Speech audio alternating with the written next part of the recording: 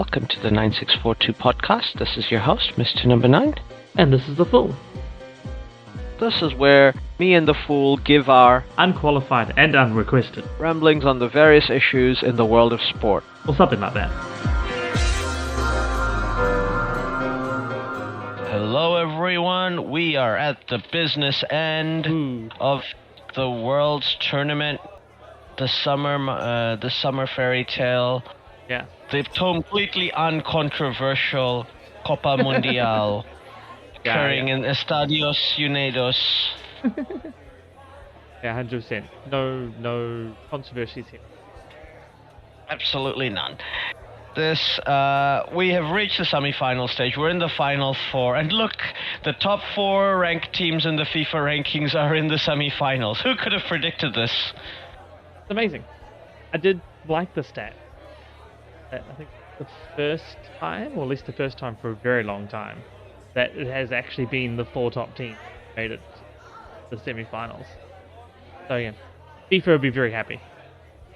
Yeah, there is no surprise semi-finalist, not like Morocco in 2022. In 2018 we had Belgium and England and Croatia. Maybe Croatia were outside the top 4. I have a feeling they were. Yeah, I think Croatia was the surprise, quote-unquote surprise. I think 2014 the Dutch were in the top 4. There's obviously Brazil were in the top 4 and they're hosts. And obviously I think Argentina must have been in, maybe they were not in the top 4. Yeah. I'm pretty sure Germany would have been. Yeah. Given how successful they were at that point, always in qualifying and everything. Yeah, but one of them wasn't. Not sure which one. Because apparently the stat is that. I'm sure Spain would have been in the top 4 and they got kicked out early in that tournament, right? So it must be, one of them must not be, right? Yeah. Because Spain had just done 3 tourneys in a row. They had to be they had to be at least number 1. And pointing out this is ranking as per the seedings, as per when they do the seeding. So that might also say. Critically, that means Spain should have been there. It's actually possible Brazil wasn't. I think a host is always seeded, aren't they? Yeah, hosts are For always the seeded. draw. So, for the draw. So Right. may have been just outside the top. Yeah. Potentially, because they didn't have to do qualifiers, right? And they hit this bad run in Copa America where they weren't winning. Yeah. Yeah, because Brazil usually does really well in South American qualifying, which helps their ranking. Because South American qualifying was and still is a gauntlet. Even if it's easy to qualify, you still have to play so many games. Apparently they were 11th time of this. That makes sense. Okay. They were the ones that are outside. Right. Yeah, and I think 2010 we had, because we had Germany play Spain and we had the Netherlands play. Who did they play in their semis? Oof. I can't recall now. Must have been. It was Uruguay. It was Uruguay. They were not seeded. Yeah. Because Uruguay infamously had that Suarez handball. Yeah. against Ghana. Yeah. It was perfectly fine, honestly. Well, you and I don't think Ghanaians would agree with us, but my point is basically like, look, he did it, and then he was like, hey, send me off. Like, he wasn't sitting there expecting like, oh, no, I didn't do anything. It's not like when he bit someone and he was like, I totally didn't do anything. Like, that was like more objectionable from Suarez. Like, yeah. No, 100% this time he was like, I 100% did something wrong to at least give a chance. So. Yeah. Okay, well. It's no different to somebody fouling and taking a yellow card to stop somebody getting a run through on goal, right? Yeah. Like, that's just a foul you got to make, especially towards the last few minutes of the game. Like, you just have to take that yellow. Yeah, exactly. Like, as long as you're not doing like an egregious foul that injures the other player, you're like, okay, you know, it's something you gotta do. Like, it's not, you can't really complain too much about that. Yeah, exactly. It is just, yeah. Okay. Sometimes there's some yellows that you take, and I guess this was sort of the same. And, I mean, it's why players get red cards for denying obvious goal scoring opportunity, right? So, same thing. Like they're normally but doing usually, tackles that are pretty, you yeah. know, unlikely to be pulled off. But again, it was like, well, that and hope that you got the ball and something, you know, miraculously didn't get sent off or, you know, have a goal scored again. Yeah, like usually for like the denial of a goal scoring opportunity, you literally have to be pretty much, you know, The last defender. yeah. Whereas like usually these are the sort of fouls that happen like close to halfway, right? Like you can do it just enough Yeah, with the aggressor. Like, oh, give him a yellow, don't give him a red. There's still like 40 yards for this guy to run to goal. Yeah. Yeah. Now, with our predictions, I believe I did. We all both predicted a Switzerland. Sorry, we didn't predict Switzerland winning, but we did predict that Switzerland would push them hard. Yeah. And it did get pushed hard. It went all the way to extra time. Yeah. And we ended 3-1. What did you think about that red card? I mean, I can see where all the controversy comes from, but at the same time, it was 100% the letter of the law. Right. Yeah. It was blatant driving, right? Like, and like I can't complain about it because it's like it was blatant diving, and what I like about it is that most of the complaints are just like, yeah, it was a yellow card and therefore picking yellow and stuff. But why did they suddenly do this one? Like, because he blatantly like made it the most obvious yellow dive in the world. In fact, it was so great a dive, it convinced the ref at first that he must have been tripped. Like it's too much, right? Must be a yellow card. Oh no, sorry. No. Yeah, because when you look at VAR, there's zero contact. Usually with dives, you're making too much of a small contact, or you are running into a thing so that you get tripped over and generate the foul. Like that one, nobody really minds because that's part of the game. Like you generating a foul because the opposition players basically put himself in this weird position where they can't help but foul you. That's part of the game, but this was basically like you dove and there was no contact, and so there was I hadn't watched the replays fully, but there was a tackle just before it that most people are using as like that's why he was upset, because he'd been tackled and didn't have a foul, been fouled, hadn't been called. There was a tackle that was potentially a foul, hadn't been called, and then he sort of threw himself at this one like and it was sort of exaggeration because he just had one against not go for it. I mean, petulance is also a good reason to get carded. Like referees do that all the time. Yeah, exactly. It's like I don't see how this makes your case any better. Like that doesn't improve your case. Like I was being petulant. I'm like, okay, so you deserve a card, is what you're saying. Like this is that's pretty open and shut then. Yeah, and it wasn't like the previous yellow card was like light or anything. Like deserved a yellow card previously and could have just not done that too. So yeah. Like, this is the problem with taking an unnecessary yellow card. You eventually end up in a position where when you need to take a necessary yellow, not saying that was, like, you're in trouble. Yeah, exactly. And there was truth in the statement, like, that red card did change a lot of how that went. Argentina weren't quite looking as confident as they could be, and coming at a time when Switzerland was really on the ascendancy and really starting to take control of the game, and then it basically shot themselves in the foot. Yeah. But they lost all that momentum. Yeah. Argentina were able to convert that into. Yeah, absolutely. Um, it it was a well-deserved win from Argentina. Yeah. The Actually, the best other I saw of that was Zealand, who's football manager, who was like, yeah, we all know Zealand. yeah. Like his statement was, Argentina are like they're playing on 20 determination. Like they're the most determined team there. Like they do not give up. That was shown in that game. No matter what people want to say, it's like, no, the reason they win is because they refuse to believe they'll lose and they'll keep going. They do not get disheartened.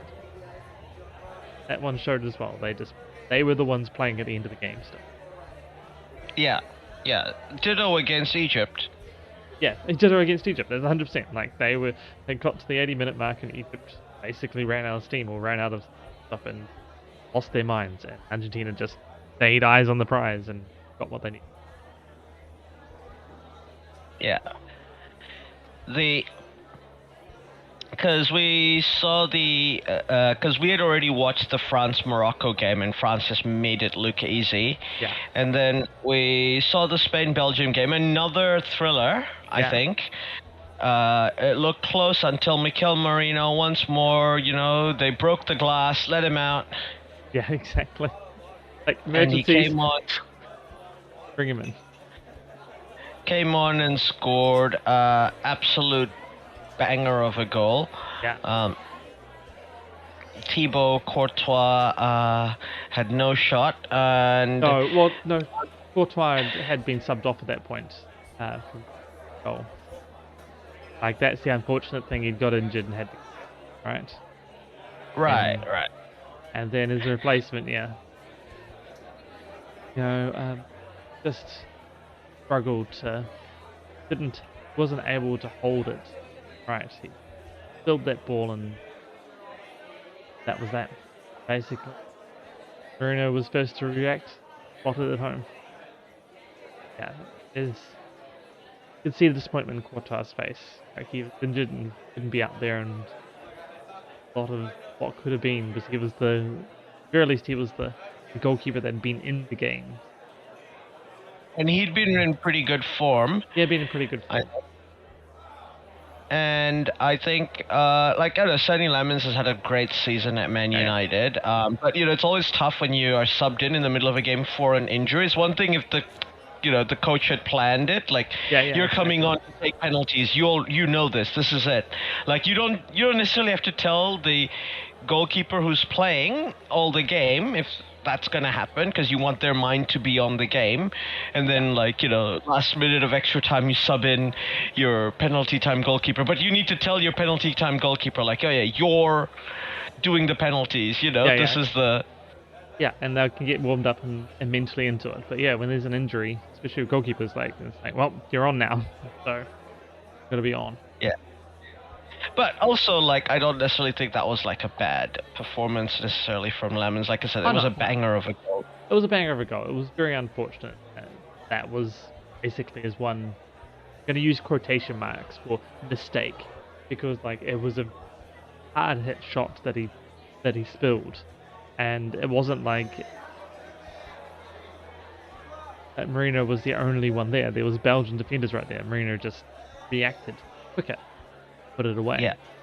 So, and there's nothing saying Courtois obviously is fit and be on the sideline.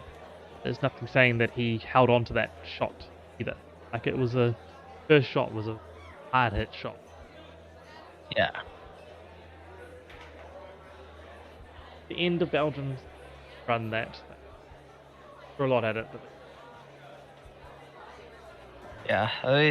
I guess the end of this Belgian golden generation. 35-year-old Kevin De Bruyne, 37-year-old Axel Witsel, and Romelu Lukaku, 33. But there's also a bunch of good younger players coming through.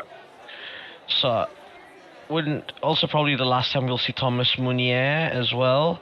Yeah. The wingback. Great team. I did like Kevin De Bruyne. You're talking about yellow cards and everything. Kevin De Bruyne took the opportunity to stop an attack just before he knew he was on the way getting substituted next break, and it's a half break happening. He sort of just hugged the guy back, got the yellow card, and then got subbed. It was like, you could see him, it's like, yeah, I can take this yellow card. It's fine. As soon as you give it to me, I'm being subbed off anyway, so... That's a classic Man City. That's a classic Man City move, right? Yeah. It was just hilarious, because he blatantly just... Pretty sure, yeah, the shirt tugged him down, glanced at the ref, and just put it over to the step line because he knew what was happening. Yeah. And then in the other semi-final, we had Norway against England. There's another game which was a tight one. Norway scoring quickly and scoring first in the first half with Schneiderlap, and then Jude Bellingham equalizing 15 minutes later, just at the end of half-time. And I kind of felt at that point like England in the second half didn't play their best. Like, they were very, very possible they could have lost that game. They're making mistakes which Norway unfortunately weren't able to punish them for. Exactly. From a Norwegian perspective, like they couldn't get the ball to Haaland, or they weren't able to get in there and get a good shot to get on Pickford. And then literally at the end of the second half, Jude Bellingham finishes it off, gets the goal. It was extra time, wasn't it? Yeah. Start of extra time he got it. Yeah, the start of extra time, yeah. So, and then basically at that point, England kept it tight, didn't really give too much of the ball away, kept the game under control, and ended up taking it to the end. I think a really good performance from Jordan Pickford in that game. Yeah, definitely. Obviously, Jude Bellingham rightfully gets a lot of the flowers because he had a very dominant game. And just one of those things, like, you have a game breaker. Like, England have 2 game breakers in their team with Bellingham and Kane, where they will just do something. They'll either get a cool poacher's goal, or they'll go in and, create a goal out of nowhere. And, or like Kane will put in a really big performance in the middle of the midfield where he's helping protect the lines in the defense and helping keep possession. Really good all performance there. And like everybody else, like, I'm not saying like they're built, like this team is sort of built around those two, Harry Kane and Jude Bellingham, and it's getting the max out of them from an attack perspective.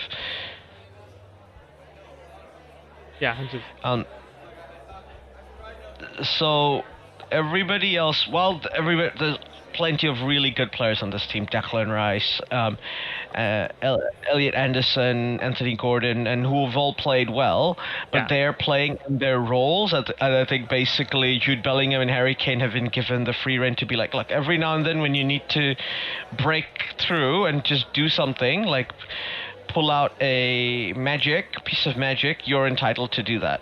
Yeah, exactly. You guys, you know your roles, but you know your moments as well. Go do the thing. Yeah. And so we have our semi-finals tomorrow. France versus Spain and England versus Argentina. I already know who you think are going to win in that second semi-final on Thursday. What's your prediction for tomorrow? Potentially the match of the tournament. I think it might be the match of the... I remember correctly, I was predicting Spain last week, and I think I was still predicting Spain.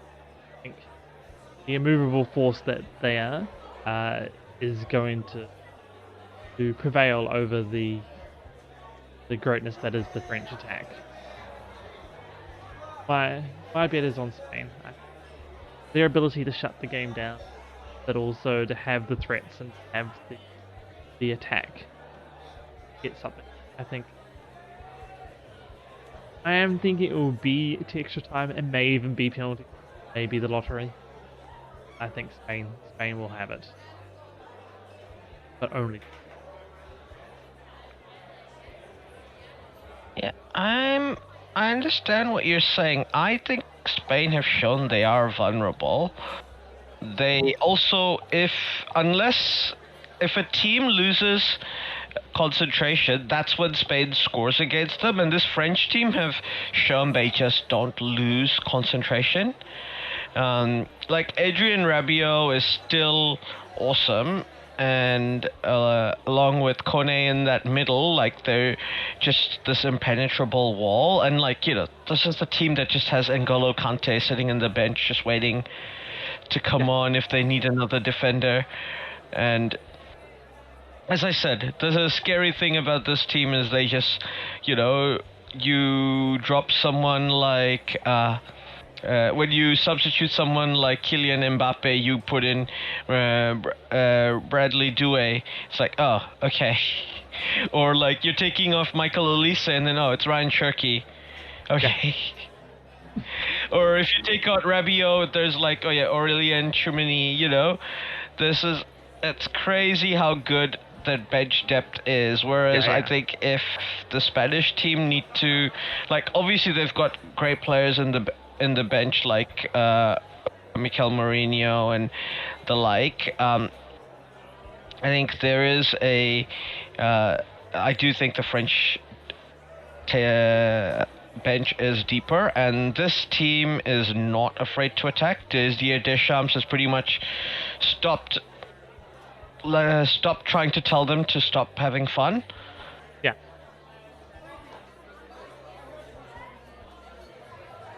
Like I said, I think the game's going to be an absolute banger. But also, like, we've been here before, right? Mbappe just, when France goes down, he comes back. Yeah. I know. It's. I mean, it's going to be a close thing, I think. Yeah, you've got, you know, France is an amazing team. Like, you can't not say they don't have absolute world-class play from top to bottom. Like, everything's there, and as you say, the bench is amazing as well. Like, you're taking off star players and replacing them with star players. As you say, like, you're not losing anything, but you're doing most of these substitutions. But yeah, just looking at how things have gone, something just tells me that Spain's got this. They've just had that little bit extra in. It's similar to Argentina with the determination. They have, whilst they've looked vulnerable at times and they've looked a little bit edgy at other times, they play to the end. They want it. So in games, things like this where it's a matter of millimeters is going to make the difference. That little bit extra desire. Not saying France don't desire it. Spain's had everything over France. This will be the beaten France in the last three major. No, this will be the third major game if they win, beaten France. Haven't lost France in quite a while either. So yeah, they do know how to beat this French team. They should be back to full strength too. Yeah, like I said, I still think Spain have made the wrong call at goalkeeper in this tournament, and I think ultimately France have more game breakers. Not just Kylian Mbappe, but you've got a Ballon d'Or winner in Ousmane Dembele just there, and you've got Michael Olise just ready to pounce. Like that's in their starting front four, and we're just ignoring like Doué on the other flank, and then you've got the rest of the team is also like, obviously we know how solid the rest of that team is, with Saliba and Upamecano, and Rabiot and Kone. Like I said, I think this game is going to be decided by the game breakers. Like the last few times Spain beat France, I agree, but they were playing in a completely different tactical philosophy. Like France were very much a don't lose team versus a try to win team. Yeah. Like instead of trying to play like how they played in that World Cup final in 2022, they actively tried to play as a team that was trying to not lose, and inevitably they would end up losing. To it, like, that's the sort of team Spain likes to play against, whereas I feel like Spain is less. This is not like the Spain team of the 2008, 2012. They were really good at beating teams that attacked them. Yeah. And that was almost their strategy. Like, they would be patient against teams that were laid defensive, but if you attack them, they knew how to break through and win. Yeah. Teams that press them and everything. Whereas I think this Spanish team is the opposite. They're good at breaking down teams that are gonna play defensive and play on the counter, but they're teams that attack them, like Cabo Verde did. Just like, yep, we'll just go for it. Or Egypt. So like, not Cabo Verde. Cabo Verde in that first game. Yeah. Like, even though they didn't end up scoring, because they were trying to play attacking, the Spanish team it kind of lost its head. Yeah, I know what you mean. That being said, I know Spain do have their game breakers. Obviously, we've been talking about Mourinho, and Lamine Yamal has made a few marks on some games. I still think Spain are not using him properly. So we'll see how it progresses. I think they should have Nico Williams back full as well, right? That provides I mean, a little bit more, because then there's threats on both. Your fast players on both wings, so puts the attention of the defense moment. Like, but they're Mal's basically had to up deal with the against whole Doué defense. They're basically up against Doué and Dembele, right? I mean, it's going to be it's an interesting battle, right? You've got basically, it's an amazing match. Probably going to be the better of the two matches. And like, I think ultimately also, like, I think the World Cup is where Mbappe likes to perform. Yeah. I mean, there is that. Mbappe does perform well on this stage. So, I mean, this is his first time here, so who knows? Yeah, and he's now on 19 goals in 19 games. Yeah. 8 goals this tournament already. Yeah. One assumes he's going to score in this next match as well. Well, I think this is one of the things people were saying, that probably the Golden Boot is going to come down to, in the final, whoever is in there. And I think that's right. So I think the Golden Boot's going to be between Kylian Mbappe and Messi in the finals, because I do think Argentina and Messi will beat England. If anything, that's just how it goes, right? Yeah. And basically, I think we're destined to see Kylian Mbappe play him. It's the revenge match from 2022. Yeah, exactly. I think it's only the second time in history there would be the same two teams fighting in the final, right? One being 86 and 90. 86 and 90 is when that happened last time. Also, strangely, last time Argentina played the same team next time and lost to them. Yeah. It's entirely plausible, and they had another GOAT last time. Yeah, exactly. So, conspiracy theorists, if you want to really be putting things together, I think that's the thread you need to. And if my mom is right, then Messi's just going to be back in 4 years' time. She's like, yep, he doesn't run. Doesn't run anyway. Why shouldn't he play? And I'm like, yeah, fair. Yeah, which is very fair. We'll see how that goes. It's going to be an incredible next few days as we count down towards it. I've really enjoyed these knockout stages, controversies and all. Yeah. But I think that's all we have time for today, and we'll look forward to catching up next time. Catch you next time.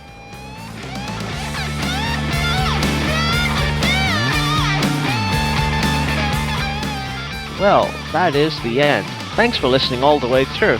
If you liked what you heard, we have even more. 9642 Discord and a Buy Me a Coffee. Pretty sure it's Buy Me a Beer. Oh yeah, buy me a beer on buymeacoffee.com. In both these places, you can talk to us, and we may even listen, especially if you do buy a said beer or coffee. I might still be confused. Yes, we're easily bribed. All links are in the show notes below. Don't forget to like and subscribe. This is on YouTube.